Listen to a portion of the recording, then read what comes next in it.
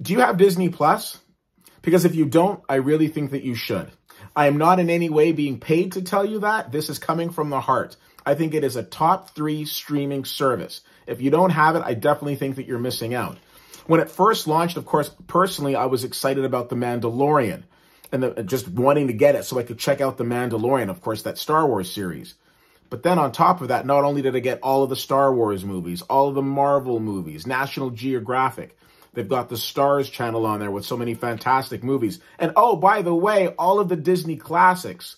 I have maintained that during these pandemic times, we definitely need to be entertained. But more so, this is a perfect built-in babysitter.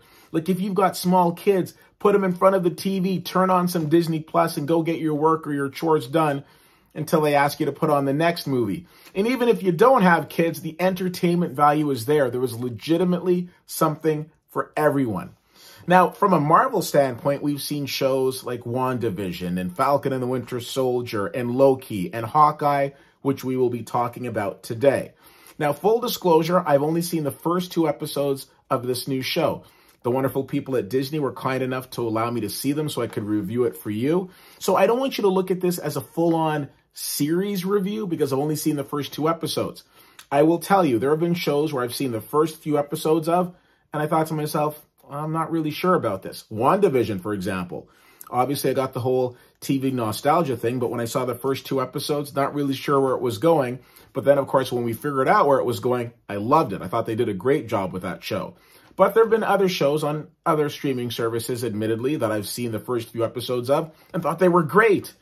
And then I got to the end, and then my swipe right turned into a swipe left, and I was very disappointed. So let's talk about the first 2 episodes of Hawkeye. And all I really want to talk about, and actually, quite frankly, the question that I want to answer is, have they developed enough intrigue for me to go back and watch more?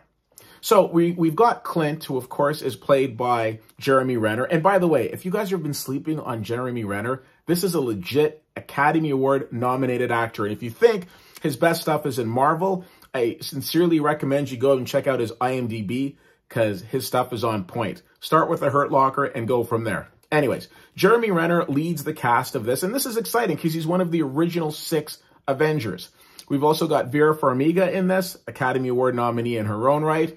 And any great lead needs a great co-star, co-lead to share the screen with. And in that, we get Haley Steinfeld, who, of course, nominated for True Grit and has been developing fantastic performances in films like, of course, the Pitch Perfect series and Edge of 17. Now, what I will tell you is this is, of course, a Marvel show, so I want to be very vague in terms of my description because I want people to be able to see it organically. Again, Marvel is one of those series where spoiler-free always has to come up when you're talking about it in your review. So what I will say is that for those who have seen the different Marvel movies, you're going to probably have a bit of a step forward than most people who haven't. But even if you haven't, they do take you back to kind of let you know where things are. I will say that this takes place after Avengers Endgame. And I will also say that we've got a very strong female character in Kate Bishop, played by Haley Steinfeld. Marvel is doing a great job in terms of reading the room and understanding that they need to do a lot, as any studio does, by ensuring that there is strong representation. And we are seeing that with a very strong character in Kate Bishop, played by Steinfeld.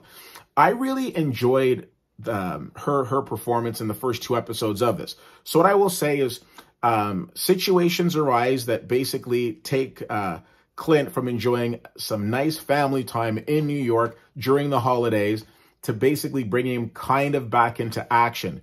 We'll also get to know a character in Steinfeld who is very stubborn, very strong, and somebody who has her mother's best interest at heart, played by Farmiga, even if her mother doesn't realize it. And then these 2 worlds are going to collide. What I will say is that from the first 2 episodes of this show, to answer my own question, yes, I'm absolutely intrigued. There's that feeling of, okay, can we go back to the well too often? Like, I mean, we're going back to, MCU, we're going back to an original character. Can't we just move on with it? But if the story is compelling, then I would say, why can't we go back to it? And so far, I'm finding this story very compelling. I think Marvel does a very, very good job at storytelling. They do a very good job, as I've mentioned on many times, in terms of looking at the chessboard and understanding where the pieces need to be moved. So 2 episodes in, I'm very intrigued with this. Am I looking forward to episode 3? Absolutely. I think that to say that, you know, these are good performances is basically like saying like rain is wet. Of course they're good performances. We've got 3 legit Oscar nominees in this, but more so we've got some really good storytelling. As long as the stories are on point and the stories make sense, I'm in. So again, 2 episodes isn't really a lot to judge a series, but if you're looking and thinking to yourself, well, should I give this a try? Absolutely. I think that of the different series that has been on, from a jumping off point, from a starting off point, I think this is one that definitely I would put this and Falcon the Winter Soldier in the first couple of episodes, like head to head. I'm not saying, you know, one versus the other because I haven't seen it yet, of course. But so far, I'm very intrigued with what's going to be happening next.